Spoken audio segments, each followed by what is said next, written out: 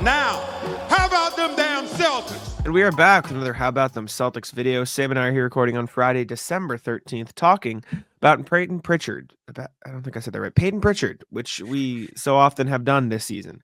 And we're going to talk about the Six Man of the Year award, yes, but also the Most Improved Player award. Because the question today is, could Payton Pritchard win both? Now, I think it's fundamentally unlikely, just because if you want to talk about voter fatigue from MVP to MVP, people might be less inclined to vote for the same player for two awards for the same reason.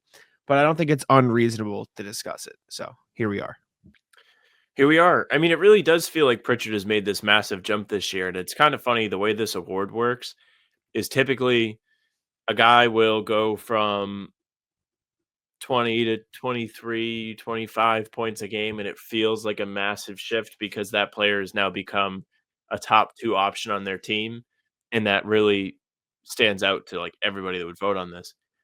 But with Pritchard, he went from being like the eighth or ninth guy on the Celtics to the cemented sixth man. He's added 7 points onto his scoring average compared to last season. And he's been, at times, the most reliable scorer. Like, you can just count on him to knock down threes. You can count on him to create now. He's getting inside. He's creating from the mid range down with step backs at the free throw line, fadeaways. He's been excellent in the paint in terms of the float shots. Peyton Pritchard looks almost night and day different from last year. And it's really funny that nobody's talking about it. Probably has a lot to do with the voter fatigue, like you mentioned. But I think he deserves to have his hat in there just as much as anybody. I get it. I think the common way the award is voted on is player who jumps from role player to all-star ish caliber player. Because, like, I mean, you look at the history. Let me see. Most improved player award voting history. I think of some of the past winners, like Lauri Markkanen stands out. Last year was Tyrese Maxey, who made the All-Star team. Before that, it was John Morant, Julius Randle, Pascal Siakam. Like, the last player to win Most Improved Player and not be an All-Star, 2014, 10 years, I think, is the answer. I'm going to double check that by clicking through here, but it just seems very unlikely. Not that it's wrong to think of Pritchard in that light, because I do think he deserves credit for the way he is playing. But the last player to never be an all-star and win the Most Improved Player award was Ryan Anderson in in when did he win it? 2013, I think it was. Yeah, Was he he with the won Most Rockets Improved. then? I think so. Yeah, my computer's crashing. No, he was with Orlando when he won Most Improved Player in 2012, and the last player to not make the All-Star team the year they were voted as Most Improved Player, I believe, was in 2016 with CJ McCollum. Because then you have Giannis, who won it, Oladipo, who I think was an All-Star that year, Siakam, Ingram, Randall, Ja, Lauri Markkanen, Tyrese Maxey, and I mean, all of those guys were All-Stars the years they made it, except I think Markkanen even was the year that he won it. So it just looks increasingly more unlikely when you look at the stats and the way things have been broken down that Pritchard would win it. I think it makes sense. Obviously, the scoring has taken a huge jump up.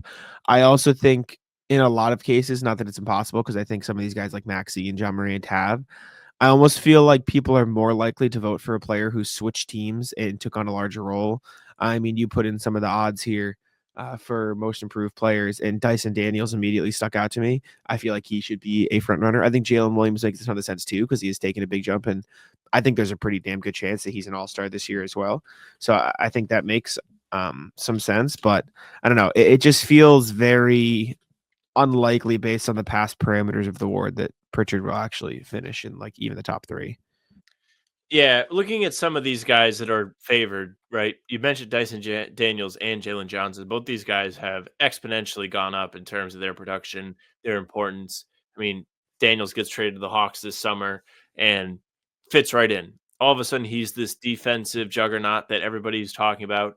He's averaging 3 steals a game, which is asinine. He's only 21. He's up nearly 7, 8 points per game from last year. He still isn't the best 3-point shooter. His efficiency is just about the same as last year too, but he's maintained that despite doubling 2.5 times. Actually, not just double his shots per game. As for Johnson, he's averaging a double-double, 20 and 10.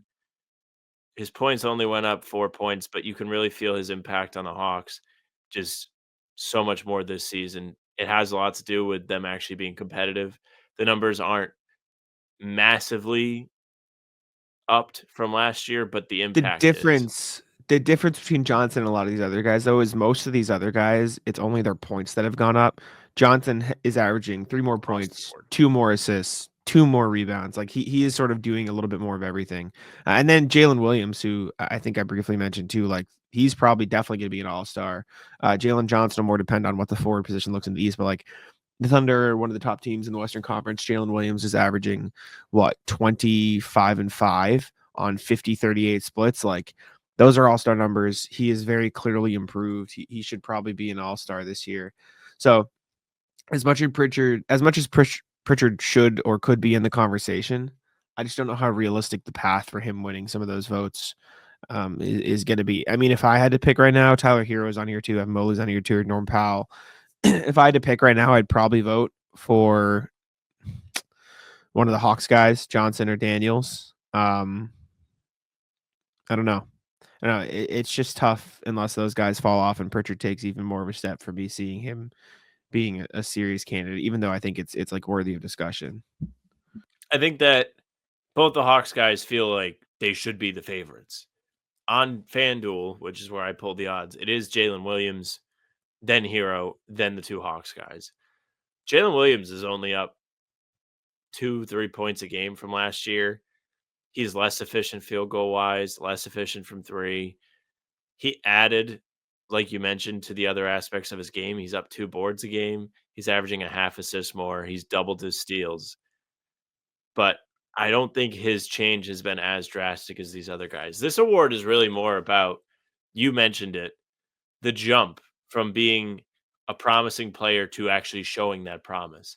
And Norm Powell has a strong case for this. If you just had your tunnel vision glasses on and you're just looking at the box scores, he's up 10 points a game.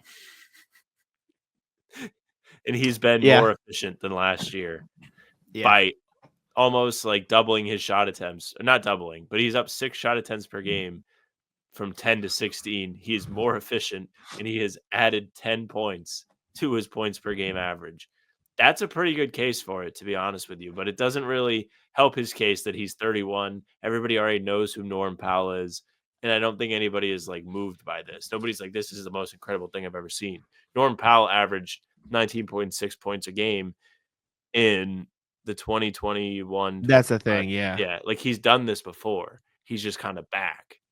The others haven't done it as much. And again, I fall in the camp of Dyson Daniels, Jalen Johnson too, just because I think they've not only improved themselves, but the improvements that they have made the Hawks a serious team. Like they're in the semifinals of the NBA Cup, even though the NBA Cup is to some people a joke. Like it doesn't matter. Like I like it and I play up how much I like it, but it's still like a competition. It's not easy to win.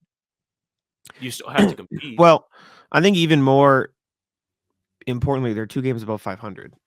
No one would have thought Hawks are going to be they're a serious team. Like, even regarding the Cup, like they're in the playoff race in the Eastern Conference. Like that is not something a lot of people thought the Hawks would be. So I think that's significant as well. I don't know. I think Pritchard deserves, I guess, his name to be thrown around. I just don't really see, unfortunately, a realistic pathway for him to get that. I think 6th man of the year for sure. I think he should be the favorite. I think RJ Barrett should probably be in most improved player conversations as well. He's up 3 points a game. He's up 3 assists a game. He's up almost 2 rebounds, or I guess 1.5 rebounds a game. His efficiency is a little down, but he's doing so much more for that Raptors team. I think he deserves some credit as well. I mean, even other guys around the league, like I think you could find people who you look at and say, "Oh my God, like that person's taking a little bit of a jump." More so than Pritchard, who this is not to discount what Pritchard's doing. I mean, obviously he's been incredible, but it just does feel like there are better options or more solidified cases than him. But let us know what you think. Comment down below if you think Pritchard should be winning most improved player. I lean in the camp of it to probably go to one of those Hawks guys. But appreciate y'all for tuning in. Make sure to leave a like, subscribe, and all that. Sam, take it out. Yeah, thank you very much for listening and watching. Make sure you subscribe, leave a like, comment, tell us who you think the most improved player should be this year through a month and a half of play. Make sure you hit the bell too. Jack and I are here every single day with new content. Full pods drop Tuesday, Thursday, Sunday. Game recaps are up the morning after each game. And other videos like this one are up in between to keep you up to date with all things Celtics. You can also find Jack and I live here before every single game, do a pregame for a half hour.